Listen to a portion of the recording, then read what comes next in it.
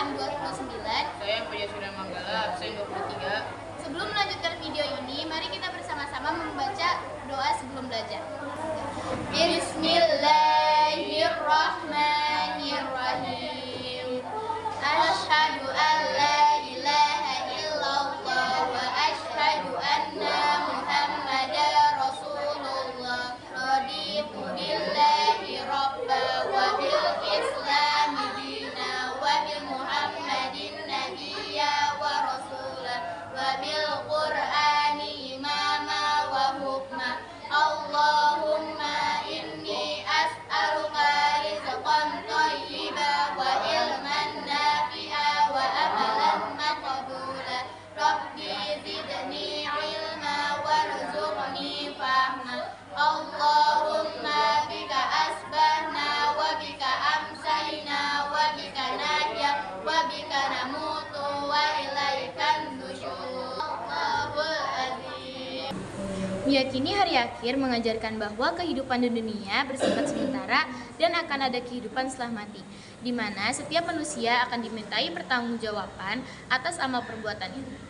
Dengan keyakinan ini, umat muslim diajak untuk mawas diri selalu, introspeksi, dan menghindari perbuatan maksiat serta dosa.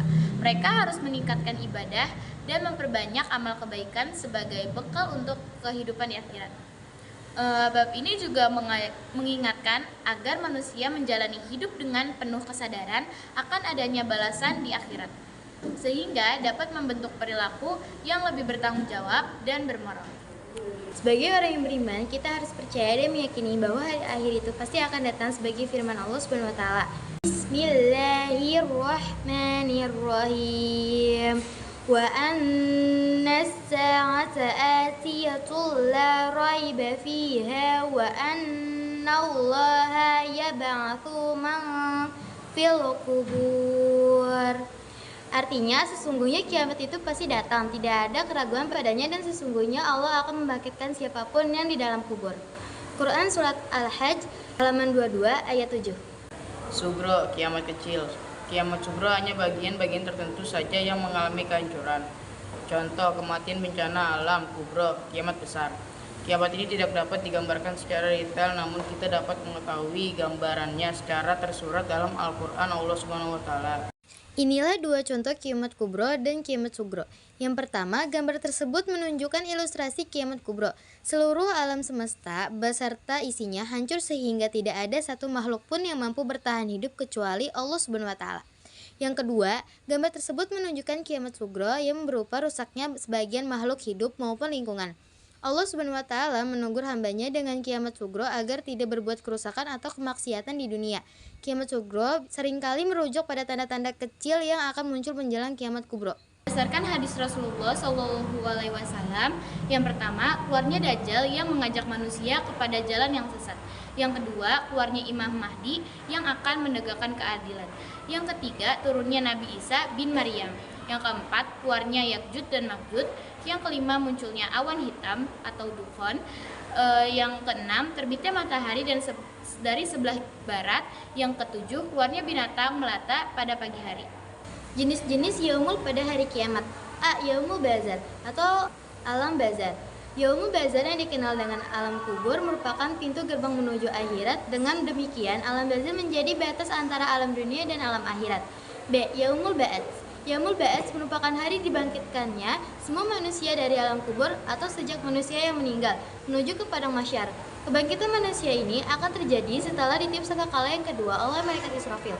Seluruh manusia sejak zaman Nabi Adam alaihissalam sampai manusia yang terakhir akan dibangkitkan dari alam kubur. C. Yaumul Mahsyar atau Yaumul Basyir. Yaumul Mahsyar atau Yaumul Basyir adalah masa atau hari dikumpulkannya seluruh manusia setelah dibangkitkannya dari kubur. Tempat dikumpulkannya disebut dengan padang mahsyar, yakni tempat yang sangat luas dan tiada pepohonan sedikit pun.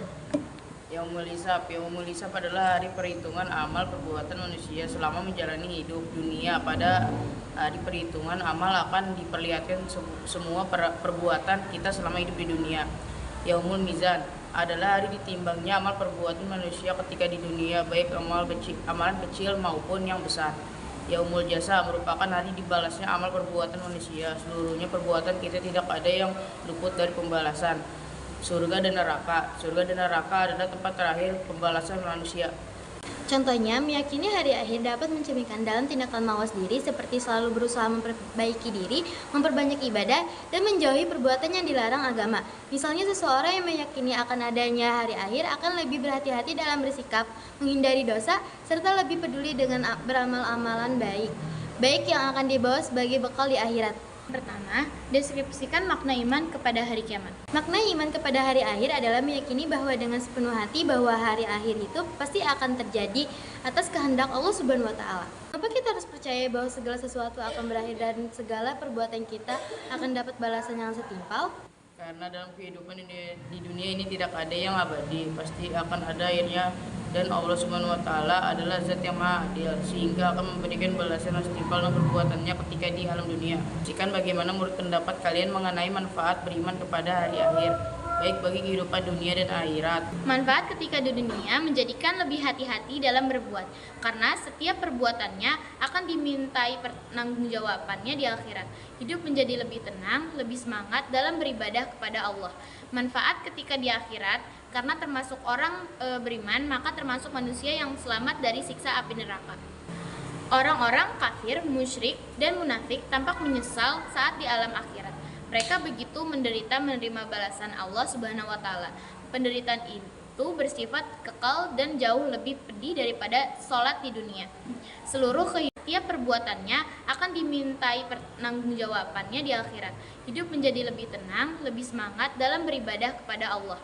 Manfaat ketika di akhirat, karena termasuk orang beriman, maka termasuk manusia yang selamat dari siksa api neraka. Orang-orang kafir, musyrik, dan munafik tampak menyesal saat di alam akhirat. Mereka begitu menderita menerima balasan Allah Subhanahu wa taala. Penderitaan itu bersifat kekal dan jauh lebih pedih daripada sholat di dunia.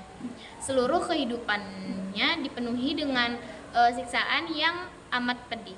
Ilustrasi di atas merupakan gambaran dari Jawabannya adalah neraka. perhatikan peristiwa berikut. Yang pertama, terbitnya matahari dari arah barat. Yang kedua, munculnya Imam Mahdi, sang penegak keadilan. Yang ketiga, keluarnya Ya'juj dan Ma'juj, pembuat kerusakan di dunia.